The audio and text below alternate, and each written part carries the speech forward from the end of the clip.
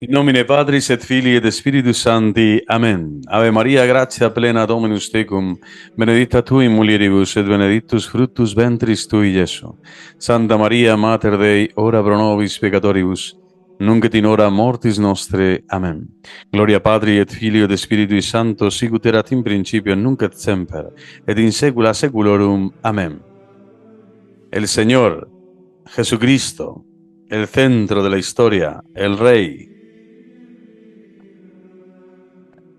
de Reyes, el Señor de Señores. Nos acompaña en esta nueva lista de reproducción. Bienvenidos a Trono de Dios, Maranatá. Vamos a iniciar un trabajo que parece arduo y complejo, pero que creo que va a ser sencillo de ver y de experimentar, que la historia sagrada se puede ver desde un punto de vista, vamos a decir, más histórico, más didáctico, y profundizar en ella no desde un estudio de la escritura o desde un estudio, vamos a decir, propiamente bíblico, pero sí recorrer la historia de la Biblia, en tanto y en cuanto pueda ser una historia que ilumine las mentes y los corazones de las personas que buscamos la verdad plena, y la tengo aquí detrás, en este fondo virtual. Jesucristo es la verdad plena y la verdad consumada en el amor eucarístico, en el amor de la adoración eucarística, de la Santa Eucaristía, este signo de la comunión plena con todo el paraíso en la revelación plena que Cristo nos ha dado, que el Padre nos ha entregado a través de Jesucristo. Y vamos a iniciar este trabajo pues con una breve lectura de la primera carta de Pedro, el capítulo primero, del 3 al 5, los versículos. Dice: bendito sea Dios, Padre de nuestro Señor Jesucristo, que en su gran misericordia, por la resurrección de Jesucristo de entre los muertos, nos ha hecho nacer de nuevo para una esperanza viva, para una herencia incorruptible, pura, imperecedera, que os está reservada en el cielo. La fuerza de Dios os custodia en la fe, para la salvación que aguarda a manifestarse en el momento final. Realmente el cristiano vive de esta alabanza ininterrumpida a Dios Padre por Cristo en el Espíritu, el misterio de la Santísima Trinidad, único y eterno Dios, a quien reconocemos Señor de la historia, Padre providente, justo juez, origen del cosmos y del hombre, y que por Cristo su Hijo entregado a nosotros sabemos que la historia tiene un sentido, tiene un significado, y que esta historia va siendo llevada a plenitud por el Maestro interior de la misma, por el Espíritu Santo de Dios. Y vamos a manifestar este amor a Dios pues conociendo la verdad histórica a través de la historia sagrada y de la historia de los hombres, de las civilizaciones. Podemos reconocer las huellas, los signos sagrados que el Señor ha ido revelándonos para llegar un día a esa manifestación plena, a esa manifestación final.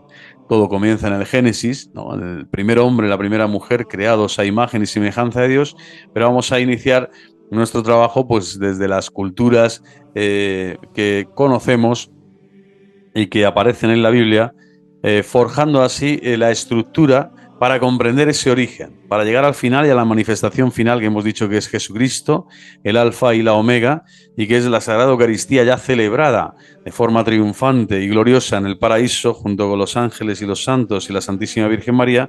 Necesitamos conocer el punto, no solo el punto Omega, que es este, sino el punto Alfa, es decir, el origen, y que la historia nos ayude a recapitular en nosotros esa búsqueda de la verdad, esa conciencia viva, esa conciencia libre que permite al hombre abrirse a la comunión verdadera con Dios y con los hermanos, y a dar un sentido y un significado a la propia historia, a la historia no solo en su conjunto general, sino a tu propia historia, la historia personal, a la historia en donde has sido llamado a la existencia con un nombre, con una realidad concreta, con un cuerpo y un alma que Dios ha creado a su imagen y semejanza, para llevarte un día a su plenitud, a la gloria de la resurrección en Cristo Jesús. Bueno, pues vamos a iniciar este periplo fantástico de historia sagrada, pero como digo, no es un estudio metódico, sistemático, no bíblico, exegético, no, sino simplemente vamos a ir viendo trazos en donde forjar una estructura en nuestra mente y en nuestro corazón que nos ayuden a comprender también la hora actual del cristianismo, el aquí y el ahora del cristiano, y cómo adorar mejor en espíritu y en verdad a el único Dios de la historia, el único Señor que ha resucitado de entre los muertos y que ha traído esta plenitud de la historia de la salvación para todas las generaciones, para todos los hombres, de todo tiempo y lugar. Pues vamos a comenzar sin más dilación, vamos a profundizar. Y aquí traigo esta imagen del Espíritu Santo, como no, porque es Señor y dador de vida. Es decir, la vida espiritual de los hombres que buscan la verdad. Esta verdad es el Espíritu Santo en nuestro interior, que es quien nos revela la verdad plena, nos lleva a la verdad plena. Por eso, de algún modo, lo he traído y es el fondo que aparece en todas las diapositivas de esta presentación, porque el Espíritu Santo está detrás de toda la historia de los hombres y está empujando, suscitando, inspirando, sosteniendo todo lo bueno, bello y verdadero para alcanzar esa plenitud del conocimiento de Dios en Cristo Jesús. Por eso el Espíritu Santo, ven por medio de la poderosa intercesión del Inmaculado Corazón de María, tu amadísima esposa. Bueno, vamos sin más, vamos a profundizar y vamos a ver que la cronología de los escenarios de la Biblia, como digo, es un trabajo donde vamos a profundizar en todo lo que es el mundo bíblico desde los orígenes. Bueno, esto es un poco la dimensión temporal, los estratos temporales de que el hombre, el científico actual, pues ha llegado a determinar, ¿no? Muchos dudan de de todos estos años, ¿no? 700.000 a 150.000 antes de Cristo, bueno, paleolítico, mesolítico. Está el mesolítico, el neolítico, el calcolítico, no vamos a entrar aquí, pero bueno, edad de bronce inferior, ellos reconocen la edad media, la edad superior, siempre dentro de estas edades, ¿no? Antes de Cristo, y edad del hierro, ya estamos en el siglo XII antes de Cristo hasta el siglo VI antes de Cristo, y el periodo babilónico y persa. Aquí vemos que siempre hay entre 300, 400 años, que es lo que ellos van diferenciando en estos últimos periodos o hegemonías de cultura y civilización en aquel momento histórico. Aquí de algún modo predomina el babilónico y el persa entre los siglos VI y IV. Aquí ya predomina el helenístico, el griego, entre el siglo III y ya hasta el siglo I antes de Cristo. Ya entra el periodo romano justo antes del nacimiento de Cristo. Unos años antes, hasta el siglo IV más o menos, comienza ya la decadencia del imperio y comienza después ya el periodo bizantino, ¿no? Ya la caída del imperio comienza poco a poco a extinguirse toda esa relevancia y comienza este periodo bizantino y después ya colocan el periodo árabe antiguo, ya con la aparición de Mahoma, tal. Aquí no aparece, ¿no? Como tal el cristianismo en cuanto a un periodo civilizatorio, pero sabemos, ¿no? Que aquí ya está todo el germen, ¿no? Antes de Cristo y después de Cristo. Es decir, Cristo está en el centro de la historia, es el parteaguas, el antes y el después. Por lo tanto, de algún modo lo que quiere recoger la teología bíblica católica siempre es que Cristo es el cronocrator, el Señor del tiempo, el Señor del tiempo. En la cronología de los escenarios de la Biblia se podría decir que el verbo del Padre, el verbo Dios, la palabra hecha carne, ya era palabra eterna junto al Padre, es decir, el Hijo del Eterno, el unigénito del Padre, que de algún modo ya está en todos estos periodos de la historia de los hombres y se va manifestando con signos de forma progresiva hasta llegar a su plenitud con la encarnación, ¿no? Año cero en este momento. Después el periodo árabe antiguo, como decimos, después aparece la época de las cruzadas, está toda la cristiandad también como hegemonía, ¿no? De la cultura, de la civilización en aquel momento histórico, siempre en lucha y en combate con el periodo, o sea, con la cultura árabe propia del Islam.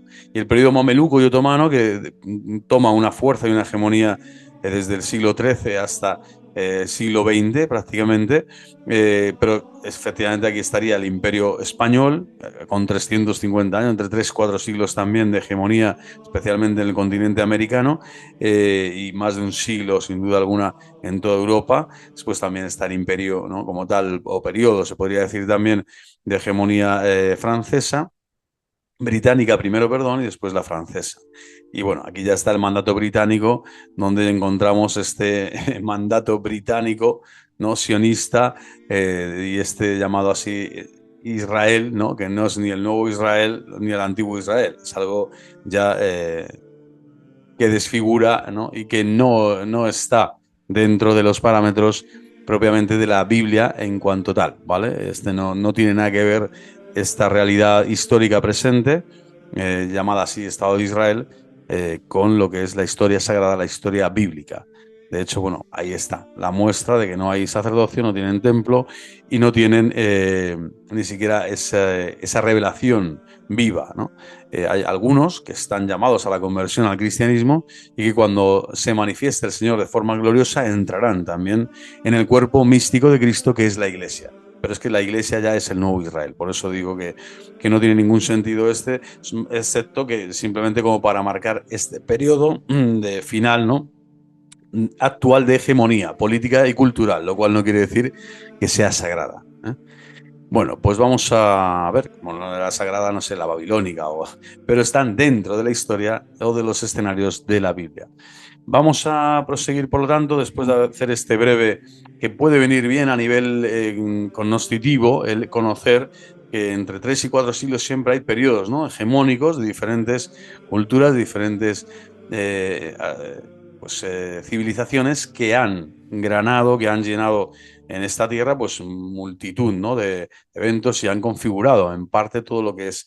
Aquí faltaría también el periodo egipcio, ¿no?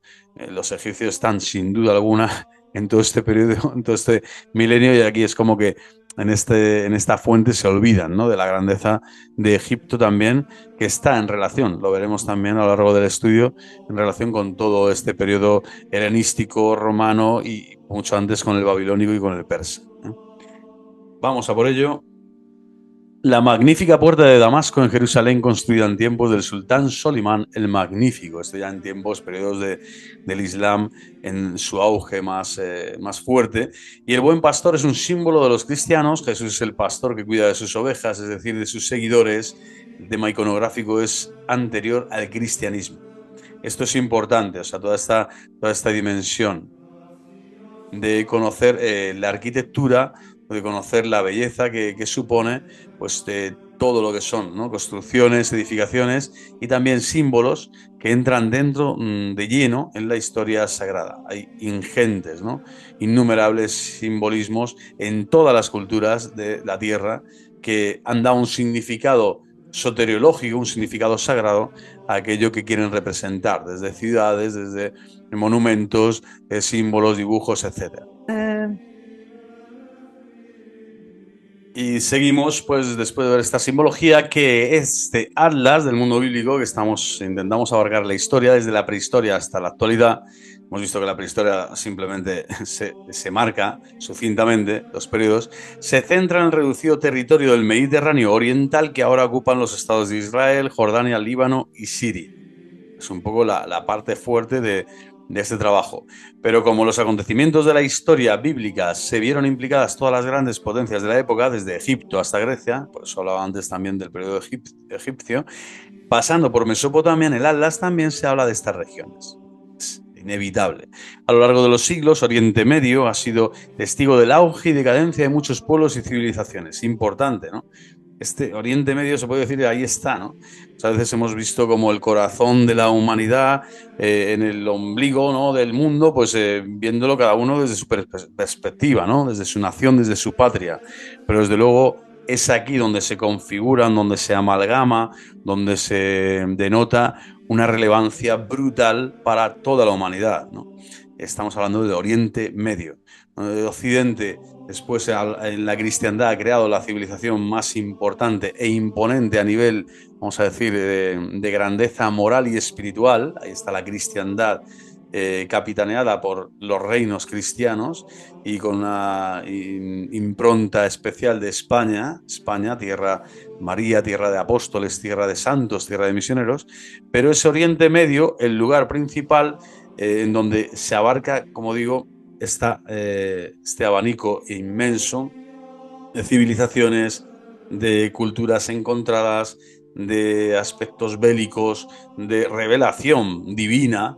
Es allí donde se dan, ¿no? El arca de la alianza es donde el Señor se manifiesta y da los signos y milagros a través de su Hijo Jesucristo. Es decir, Oriente Medio, allí está, ¿no?, el centro y el corazón, de algún modo, de toda la historia sagrada y por lo tanto de la historia humana.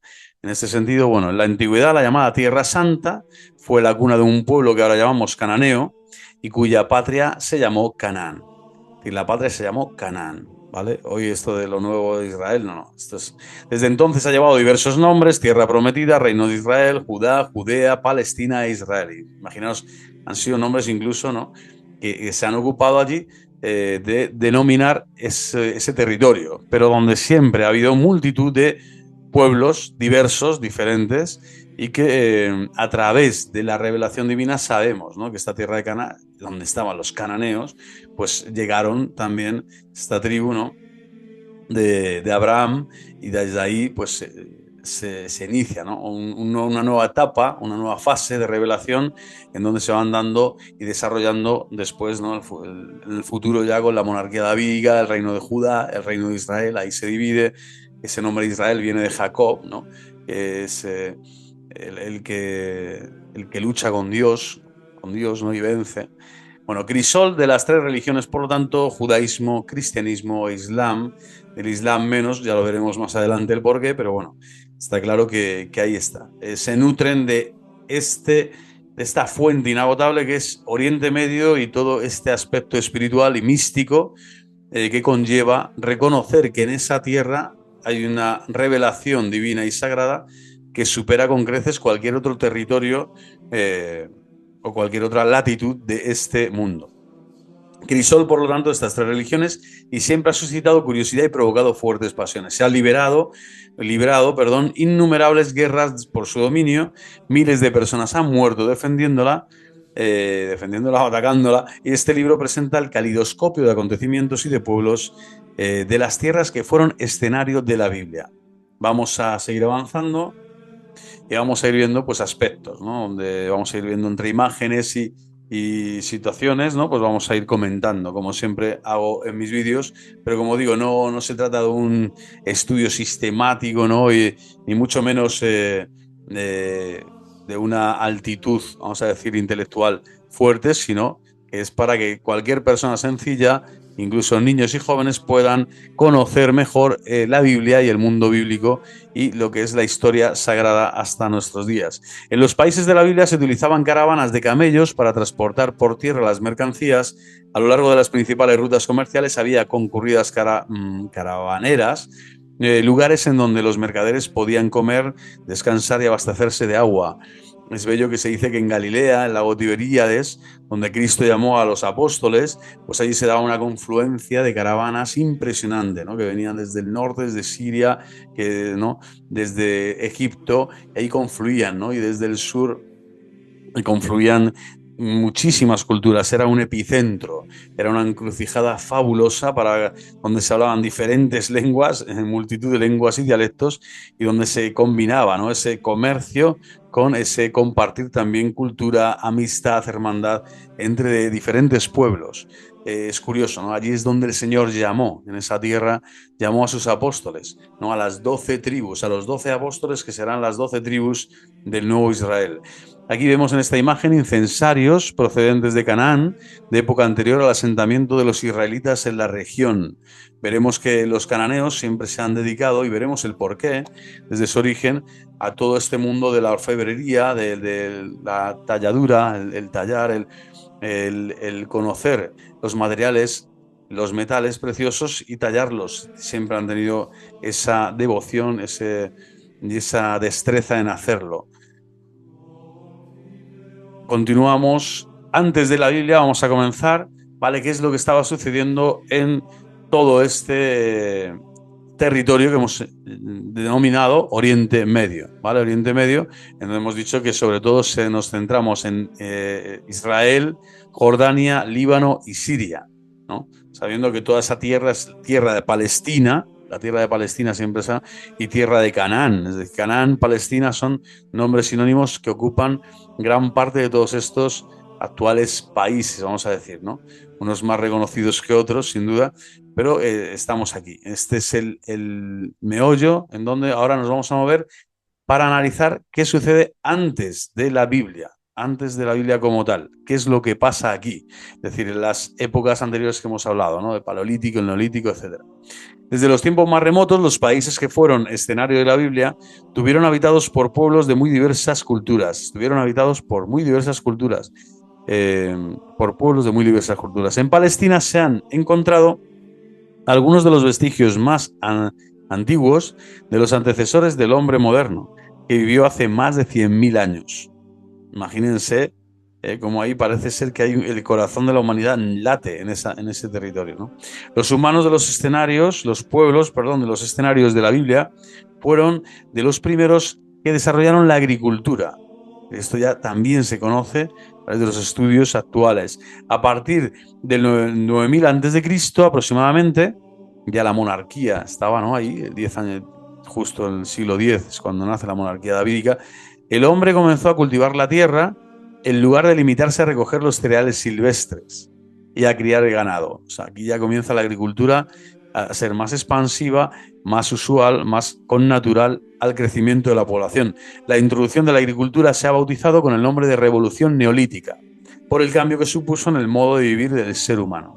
La población aumentó y los núcleos habitados crecieron en número, tamaño y poder. Se empezaron a fabricar herramientas, cerámica y objetos de adorno, ¿no? Está la cultura minoica, micénica, ¿no? Anterior, pero que sabemos que están también en esa zona, en todo el Mediterráneo, en la zona de Grecia, Chipre, etcétera, pero sin duda aquí hay descubrimientos claros donde están tanto la agricultura como todo lo que son los utensilios, la fabricación de herramienta para ejercer este trabajo y explotar la tierra, pues ya se estaban dando de forma incipiente y desarrollada en esta tierra de Oriente Medio. Se empezaron, por lo tanto, a fabricar todas estas herramientas y estos cambios no se produjeron al mismo tiempo. Grupos de cazadores, recolectores y pastores nómadas conviviendo, ¿no? Continuaron conviviendo con comunidades más complejas en aldeas agrícolas y en ciudades amuralladas. Es decir, había como dos tipos grandes, dos grandes secciones, el hombre urbanita, el de la ciudad, y agrícola, y que vivía en torno a una ciudad amurallada, y el hombre nómada, aquel que son familias enteras, que son nómadas y que en su mayoría se dedican al ganado, ¿no? Continúan esa tarea que ya se venía haciendo antes de que ya la agricultura y las ciudades como tal se desarrollasen. Bueno, pues hasta aquí yo creo que se puede hablar de esto. ¿Por qué? Porque esto tiene que ver con Abraham, tiene que ver con Moisés, que también fue pastor durante un tiempo, tiene que ver con toda la Tierra Santa, ¿no? Donde el Señor habitó, en donde ya se daba este hombre urbano, ¿no? Este hombre que ya vivía en la cultura helenística y romana, y al mismo tiempo todavía siempre había grupos, ¿no? Caravaneros, es decir, personas, comerciantes que se han dedicado también a ser nómadas, ¿no? A moverse de un sitio para otro y a potenciar sobre todo esa tarea, esa encomienda del ganado, esa tarea del ganado que el Islam procurará potenciar al máximo, porque Mahoma pues no quería prácticamente el cultivo de la tierra, ¿no? La vid, sobre todo lo que era cultivar la tierra era algo que hacía que el hombre estuviera activo y él buscaba la contemplación. Bueno, pues, por ejemplo, ese hombre, vamos a decir, nómada y dedicado al ganado es el que él adopta como el principal trabajo, ¿no? Pero en tiempos de Cristo y en tiempos de Abraham y en tiempos de todos los padres que vamos a ver, patriarcas, etcétera, siempre se han dado estas dos tipologías de persona, la que vive en la ciudad y en un entorno de agricultura y la que está pastoreando y cuidando a los animales. Encrucijadas de la prehistoria, encrucijadas de la prehistoria, el litoral oriental del Mediterráneo, el llamado Levante, era un territorio puente entre las grandes civilizaciones de Mesopotamia y Egipto, y entre Europa y Asia. Grupos de Homo erectus, los antepasados del hombre actual, procedentes de África, recorrieron esta región en su expansión por el resto del mundo. Esta hacha de piedra, arriba, esta de aquí, fue hallada, esta de aquí, disculpen, esta hacha, fue hallada en Ubaidilla, cerca del mar de Galilea, como decía antes, que el epicentro, ¿no? Allí es donde Cristo llama a los apóstoles. Uno de los yacimientos arqueológicos más antiguos de los situados fuera de África y data de hace 1,5 millones de años, según, como digo, la cronología actual, época en la que vivía el Homo erectus. Impresionante, ¿no? Esta sería el hacha, ¿vale? Esta imagen de aquí que tienen a su izquierda. Y por otro lado, aquí estaría que en Levante español, actual, ¿no? Levante español, al al oeste de nuestra península ibérica, pues están los primeros cazadores y recolectores, ¿no? Aparecen ya en esta pintura rupestre del Paleolítico, aparecen estos hombres cazando gacelas. También hay pues muchas famosas cuevas, ¿no? Como la de Altamira, en España al norte, y otras muchas, ¿no? Y se ve esta actividad ya de caza del hombre primitivo. Procede de un santuario del monte Carcom en el desierto de Negev, ¿vale? Los primeros habitantes de Levante fueron cazadores y recolectores, ¿vale? De Levante, que no se refiere al Levante español, ¿eh? Disculpen, no, es Valencia, Elche, no, no. Estamos hablando del Levante en cuanto a zona geográfica de Oriente Medio. Los primeros habitantes fueron cazadores y recolectores. Muy bien, el desierto del Negev. La cultura natufiense, los pueblos de la cultura natufiense que vivieron en el Mesolítico fueron los primeros del litoral oriental del Mediterráneo que se asentaron en pequeñas aldeas, vivían de la caza y de la recolección de cereales silvestres, muy abundantes en aquella zona. Poco a poco dieron importantes pasos hacia la agricultura. Empezaron a organizar la recolección de alimentos, a almacenar parte de lo que recolectaban y a utilizar herramientas como la guadaña. Imaginaros, ¿eh?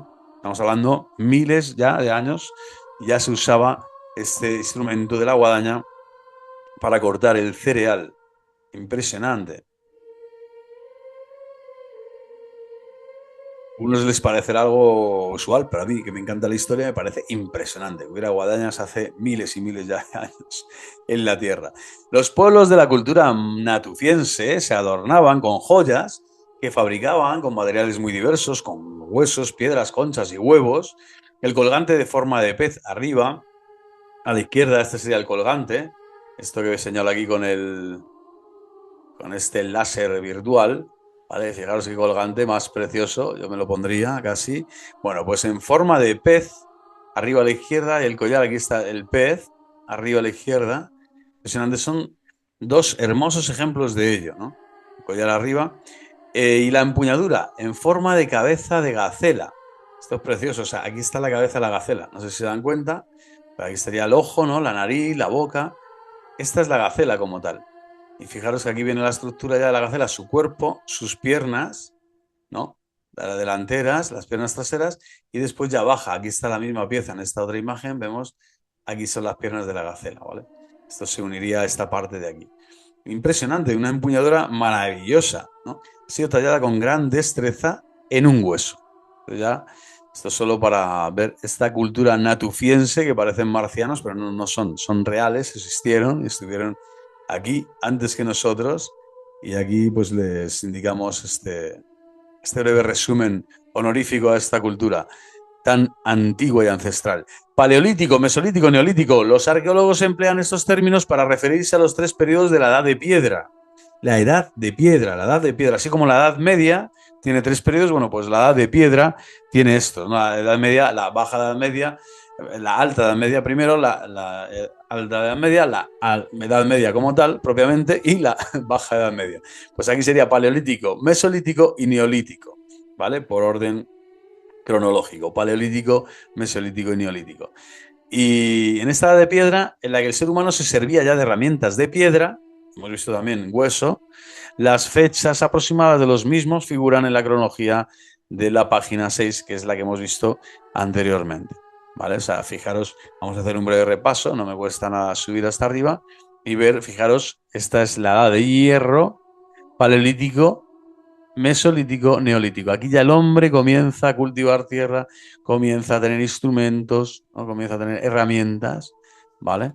Aunque muy antiguas, muy ancestrales, pero maravilloso conocer esto, porque el Señor se ha servido de este hombre, es este Adán, el que ha tomado forma, ¿no?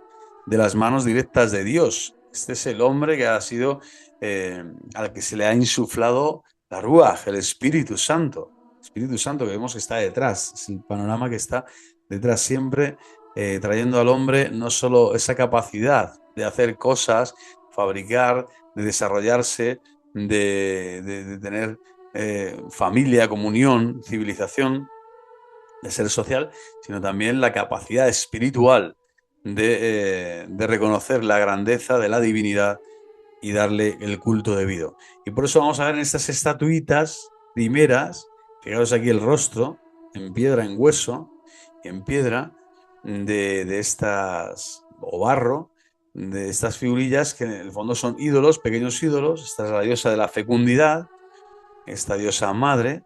Aquí la vemos, la verdad es que la cara pues parece, no sé, más como Epiblas, pero es lo que hay, es lo que, es lo que podían. Pero claramente quieren representar la fecundidad venerada en numerosos pueblos agricultores. Muy bello esto, ¿no? O sea, el hombre primitivo, el hombre eh, antes de la Biblia, ya tenía un sentimiento claro de que la vida, la fertilidad, no solo era en el campo, sino también en la mujer, y que esto de algún modo se podía elevar a esa escala de lo espiritual, a esa escala de oremos, ¿no? De rezar, de bendecir al Señor por sus obras portentosas y de rezar en su interior pidiéndole siempre al Señor fecundidad, tanto de la agricultura, vamos a decir, de la tierra como de la agricultura doméstica, es decir, de las familias. Los atributos femeninos aparecen muy exagerados. Bueno, y esto siempre se ha dado así, ¿eh? En todas las culturas, de todo tiempo y lugar, en estos periodos históricos y de diferentes continentes, ¿no? Todavía no conocíamos América, pero siempre ha estado allí, ese continente americano, también se daban estos ritos, estas estatuillas también, y esta manera de concebir, ¿no? Esta cosmovisión de que la fertilidad era un regalo de los dioses, ¿no? Era un regalo de los dioses siempre, siempre, tanto en la tierra, como digo, como en la familia.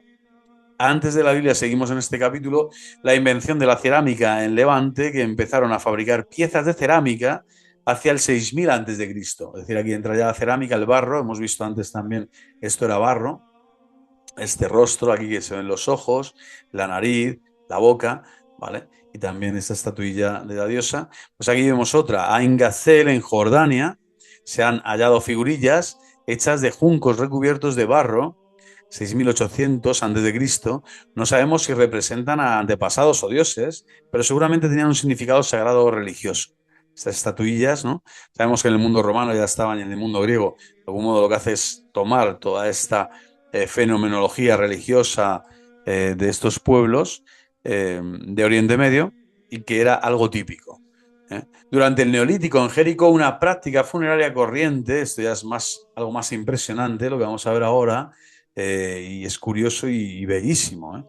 En Jericó, una práctica funeraria, Jericó, donde Cristo estuvo, donde obró sus milagros, donde pasó, donde predicó, pues ese camino, ¿no? Donde se dice que, bueno, no se sabe, ¿no? En los evangelios no dicen estuvo en Jericó, pero sí coloca la parábola del buen samaritano, ¿no? En esta zona. Y por lo tanto probablemente estuviera allí el Señor también. A veces se modelaba sobre el cráneo un rostro de barro que quizás se convirtiese en objeto de culto a los antepasados. Aquí estamos hablando de este. Esto sería como la máscara, ¿no? O el cráneo que podría ser objeto de culto de los antepasados, es decir, para no olvidar el rostro, qué importante, ¿no? No olvides el rostro, buscaré tu rostro, Señor, no me ocultes tu rostro, ¿no? Donde está el rostro del Señor, muéstranos tu rostro y quedaremos llenos de tu gloria, o sea, muéstrame tu rostro, Señor, y contemplaremos tu gloria. Tu gloria está en el rostro.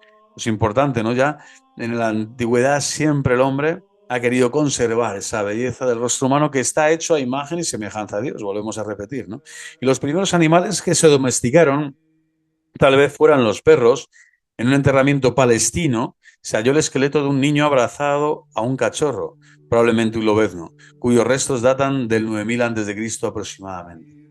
Fijaros, ¿no? Un enterramiento palestino, la actual Palestina, tierra donde hoy Satanás está de forma especial masacrando, ¿no? A tantos inocentes, tantos niños por los que estamos rezando, ¿no? Y estamos de algún modo pidiendo a Dios que pare esta masacre, este momento, ¿no?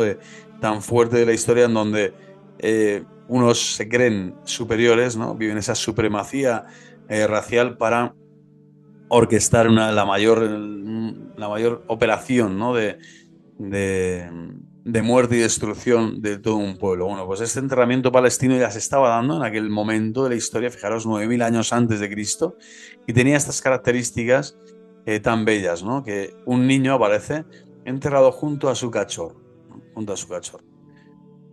Lo cual indica que la humanidad siempre va a vencer y vence más allá de la misma muerte. Aquí hay un sentimiento religioso, una verdad escondida, misteriosa y maravillosa que Dios está indicándote a ti y a mí que nosotros somos eternos, que hemos sido creados a imagen y semejanza de Dios. ¿Para qué? Para vivir en una ulterior realidad existencial después de esta vida temporal, en una realidad atemporal, es decir, eterna, ya sin tiempo, y estar ya en las manos de Dios, con el abrazo de Dios. Así como este niño abraza a su cachorro, el Señor nos abraza a nosotros, ¿no? Después de expirar en este mundo. Y por lo tanto el sepulcro, y una vez que Cristo ha vencido la muerte, ha sido vencida la muerte para siempre, el sepulcro está vacío y ahora a ti y a mí nos pide que salgamos de nuestro sepulcro, es decir, de nuestras dudas, de nuestra falta de fe, de nuestra falta de esperanza, para saber morir y saber vivir con sentido nuestra vida, abrazando la propia existencia, incluso en el acto supremo final, que es la propia muerte, en la extinción natural, ¿no? en este mundo, pero que sabemos que es el salto a la vida eterna. A los cristianos le llamarán el nuevo nacimiento, ¿no? Pues fijaros, esa conciencia de que nacemos de nuevo y nos vamos al otro mundo ya se da incluso con las mascotas. Por eso digo que se aprende mucho en la historia sagrada de cómo la humanidad, cómo se perfila, cómo hay un hilo conductor bello, dorado, divino, lleno de gracia, lleno de Espíritu Santo, que nos ayuda a comprender la verdad plena de nuestro ser, creado a imagen y semejanza de Dios y llamado a la salvación, ¿no? A la comunión definitiva en el paraíso. El nacimiento de la agricultura, seguimos antes de la Biblia, en Oriente Medio. El próximo día daremos otros episodios, ¿no?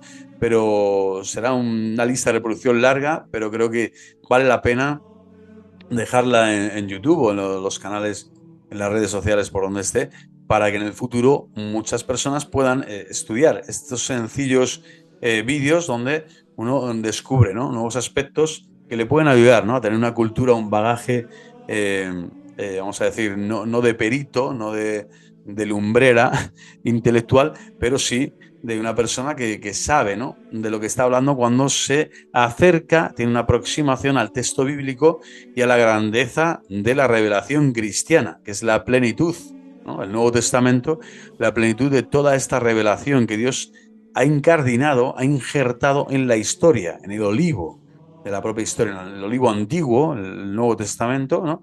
Ha sido injertado en el Viejo Testamento, es decir, toda esta historia humana de civilizaciones, de realidades, tienen que ver también con este desarrollo que Dios ha querido para que nosotros encontremos, amemos, abracemos la verdad.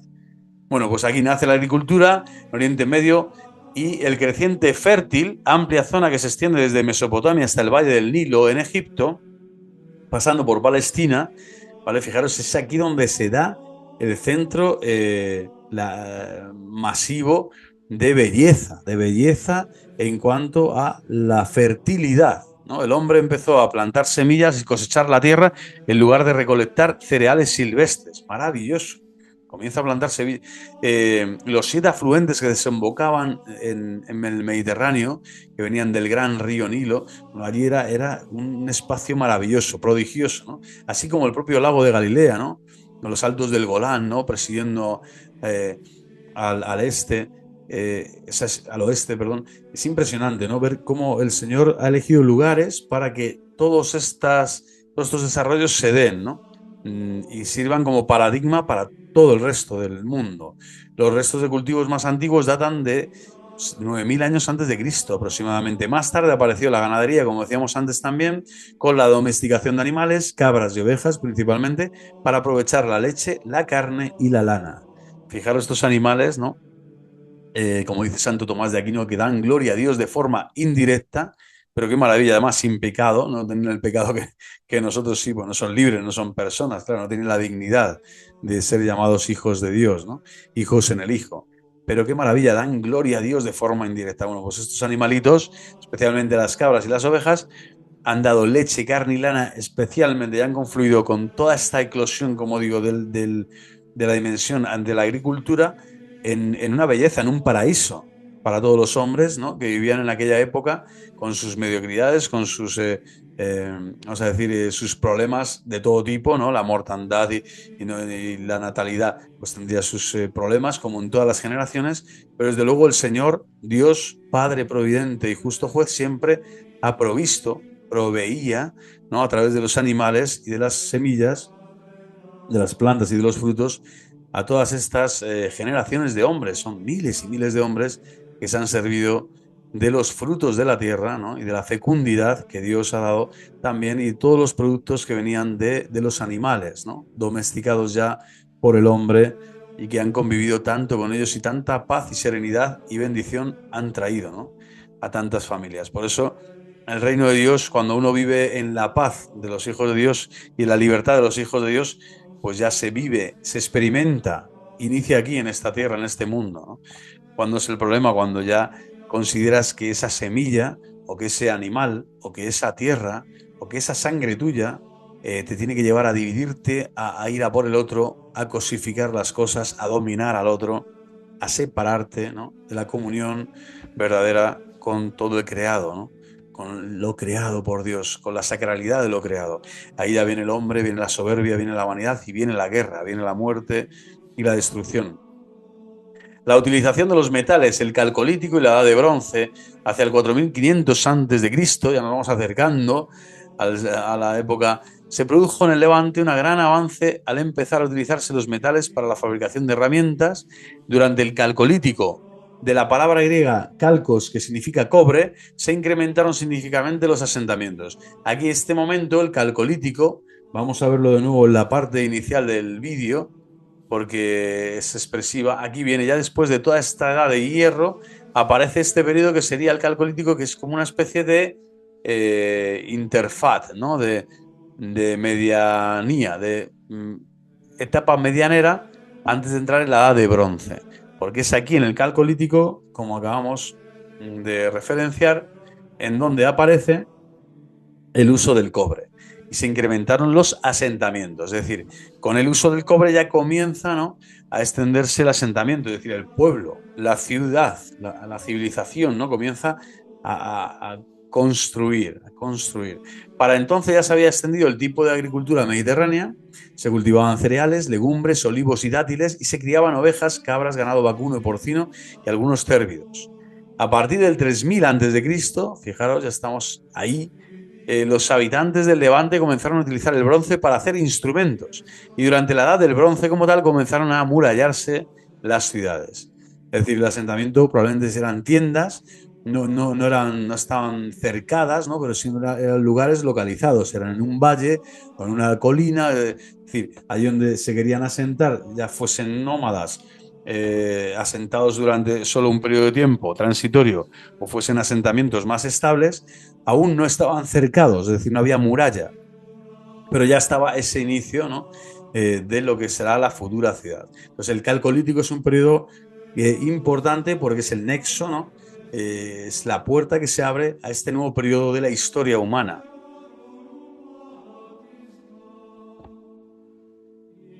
En 1961 se descubrió en el desierto de Judea una impresionante cantidad de objetos de cobre del calcolítico, entre ellos las dos piezas, esta pieza que se muestra.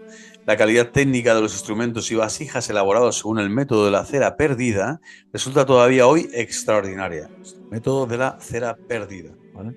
Este método, quien quiera buscarlo, pues que abunde, a que abunde y que investigue. Pero desde luego son objetos, fijaros, ya aquí no aparecen los animales, ¿no?, una especie de cabras, etcétera. Aquí está el cuenco donde se va a sostener, se va a depositar el agua, la bebida. Bueno, maravilloso, ¿no? La historia de los hombres.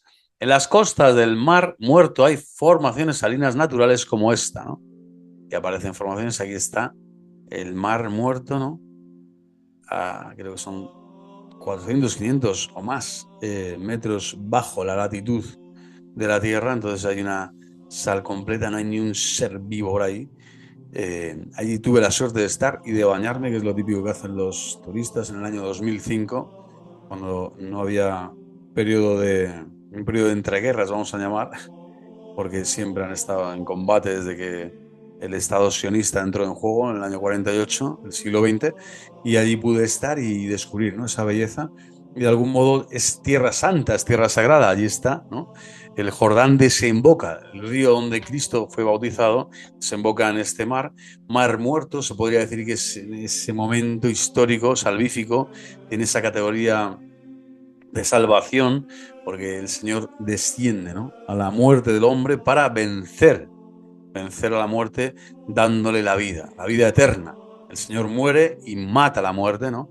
Por eso tiene que descender al infierno, a nuestro infierno, para que ahora puedas comprender también que incluso la belleza está allí, ¿no? Cuando el Señor desciende al infierno, la luz de la resurrección ya está en él, y esa luz va a penetrar y va a transir, va a elevar a todos los espíritus de los justos del seno de Abraham, los va a elevar al paraíso, ¿no?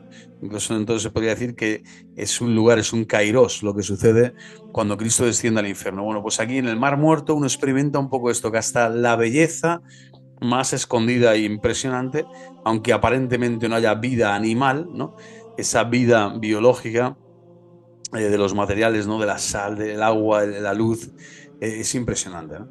El Mar Muerto es un lago, aquí lo vemos, 400 metros, me había ido a 500, 600, no son 400, situado por debajo del nivel del mar, y es una extensión de agua la más baja del mundo. El hebreo se denomina Mar Salado, ¿no? Es el nombre que tiene como tal en el idioma del hebreo. Por su alto contenido en sal, en sus aguas no hay ni vida ni alguna, ni animal ni vegetal. El Mar Muerto supuso una importante fuente de sal y de betún en la antigüedad. Importante, ¿no? Era una cantera de sal y de betún en la antigüedad. Ahí estaríamos todos intentando tomar todo lo posible porque es inagotable, ¿no? Ha llegado hasta nuestros días, imagínense. Entonces, la sal era un artículo muy valioso y fue importante objeto de comercio. Recuerden que también incluso la carne, toda la carne a lo largo de toda la historia, la carne siempre se ha conservado a través de la sal. Sin sal no podías, la carne tenía que comerse inmediatamente, si no se podría, se sometía ya al proceso de necrosis. El betún, que se encuentra de forma natural en el Mar Muerto, se utilizaba también para fabricar pegamentos, ¿no? Pegamentos con los que se pegaban pues tantas y tantas, ¿no?, cosas. Muy bien, vamos aquí a un tema del enterramiento, por ejemplo, en aquellos, estamos siempre antes de la Biblia, como diciendo antes de lo que ya de los escritos bíblicos como tal, en donde ya las culturas que predominan ya son fuertes, ya están en asentamientos, en ciudades, etcétera. Estamos viendo un poco la antigüedad, pero siempre en ese entorno, en ese enclave del Oriente Medio. Aquí un osario donde se depositan los huesos de un difunto, 3000 años antes de Cristo, hallado en Jaffa, ¿no? En Jaffa, esta ciudad, ¿no?, famosa de Palestina. Palestina, es una ciudad de Palestina. Aunque ahora te digan otra cosa. Los osarios suelen tener forma de casa o de animales estilizados, ¿no? Aquí vemos una forma como de casa, ¿no?, aunque aquí hay algún signo, puede ser algún animal, pero bueno. Enterramiento. El ser humano comenzó a preocuparse por enterrar a sus muertos hacia mediados del Paleolítico, imaginaros, 80.000, dicen 35.000 años antes de Cristo. Se considera que este fue un paso trascendental en el desarrollo humano, pues significaba que se creía en algún tipo de vida después de la muerte. En los enterramientos natufienses se han encontrado esqueletos de lado en posición fetal. Algunos llevan joyas y hay otros objetos enterrados junto a los muertos. Y esto no es un tema de los egipcios, no es un tema tampoco del cromañón europeo, del neolítico ibérico. No, sino que es algo que se dio en aquel periodo de la historia en todas las latitudes, ¿no? ¿Por qué? Porque el hombre ya tiene esa semilla de eternidad, como digo, esa fuente trascendente en su interior que le lleva, ¿no?, a superar y a trascender la materia, ¿no?, y a indicar, ¿no? El Espíritu Santo ya le está indicando que ese más allá es tan real como el más acá. Se podría decir que es mucho más real, porque será incluso mucho más largo, ¿no? No tendrá tiempo, aquí tenemos un cronos limitado, y el más allá, comparado a la línea de lo atemporal, es siempre infinitamente superior al cronos, ¿no?, de este tiempo que nos ha tocado vivir. Pero qué belleza, ¿no?, ver esto, ¿no?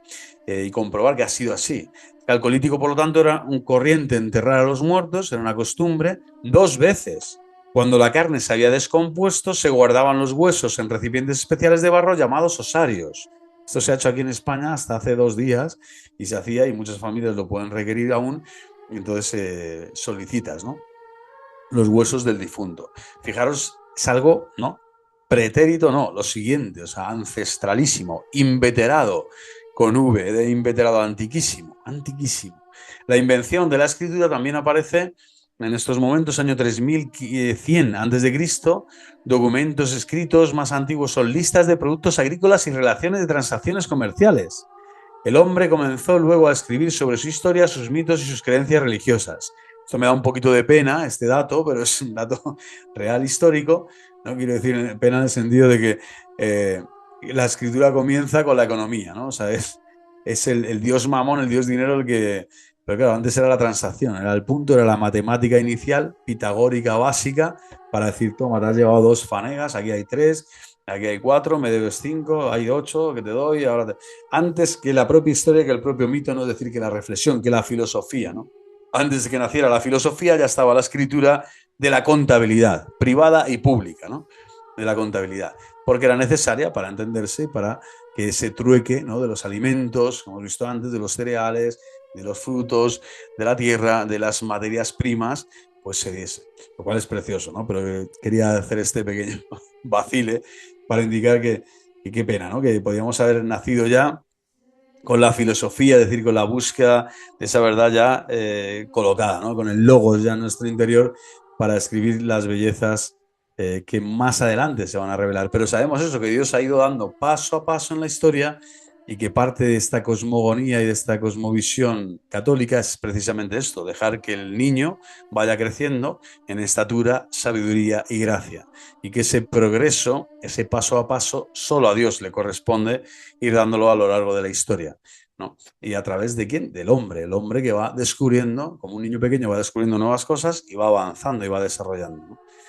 La tablilla cuneiforme de Mesopotamia, que vemos aquí, pues en la que se detallan las cantidades de cebada, malta y otros productos necesarios para fabricar cerveza, ¿no? Sabemos que la cerveza era la bebida oficial en la época de Cristo, del Imperio Egipcio, y también, por lo tanto, en aquel momento histórico, era bebida oficial en Tierra Santa cuando Cristo nace, ¿no? Cerveza fermentada con otros métodos, no con los actuales, pero también es importante saber, ¿no? Cebada, malta, los productos allí estaban, ¿no? El vino era algo más de la aristocracia romana, era algo más, el vinagre era más para el pueblo y cuando tenían que hacer alguna fiesta especial o festividad especial, los grandes y poderosos de la tierra pues regalaban más vinagre que vino. Pero quiero decir, al menos era en el Imperio Romano, era algo usual esta bebida más incluso que la cerveza. Pero la cerveza siempre ha estado en Oriente Medio, ha sido la principal bebida conocida, ¿no? Del cereal que además alimentaba, ¿no? Y sostenía a tantas personas. Aquí vemos ya los dos últimos, antes de entrar en la época de los patriarcas, ya para otro día, y vemos que el desarrollo de las ciudades a finales del Calcolítico se abandonan muchos poblados, tal vez a causa de la hambruna o de la sequía, esto se sabe, por los ataques de pueblos invasores. Vamos a ver la importancia que tiene esto. A partir del 3300 a.C., durante la Edad de Bronce, estamos en esta viñeta de la izquierda inferior, la Edad de Bronce inferior, surgieron nuevas ciudades, muchas de ellas en nuevos emplazamientos. A lo largo de los siglos, las ciudades marcaron la vida en Canaán, pues estaban estratégicamente situadas para comerciar con los pueblos más ricos de Mesopotamia y Egipto. Y aquí vamos a ver las ciudades de Canaán florecieron durante varios siglos y luego fueron decayendo a partir del 2300 a.C. Ciudades de Canaán que tuvieron un florecimiento impresionante, ¿vale? Ciudades de Canaán se puede ver aquí de forma clara: Megiddo, Naben Yam, Adera, Azig, Baisamun, toda esta zona, veis aquí el mar de Galilea, pues toda esta zona sería, por así decirlo, entraría aquí la tierra de Palestina, dentro de la gran Palestina, y sería también parte de la tierra de Canaán, ¿vale?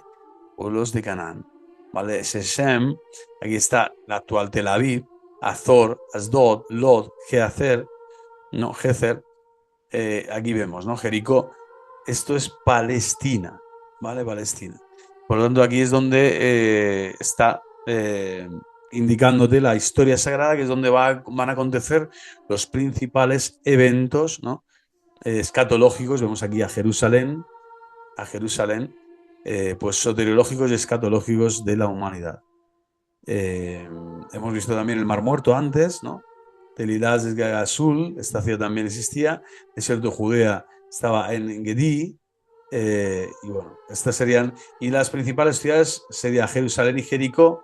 Vamos a verlas de forma sucinta aquí en este nuevo Vamos a ver la muralla de la Edad de Bronce media. Aquí ya comienza a amurallarse por primera vez. Aquí aparece una torre del Neolítico y esta es el mapa del antiguo Jericó. En el mapa figuran algunas de las poblaciones palestinas del periodo calcolítico, así como asentamientos de los primeros tiempos.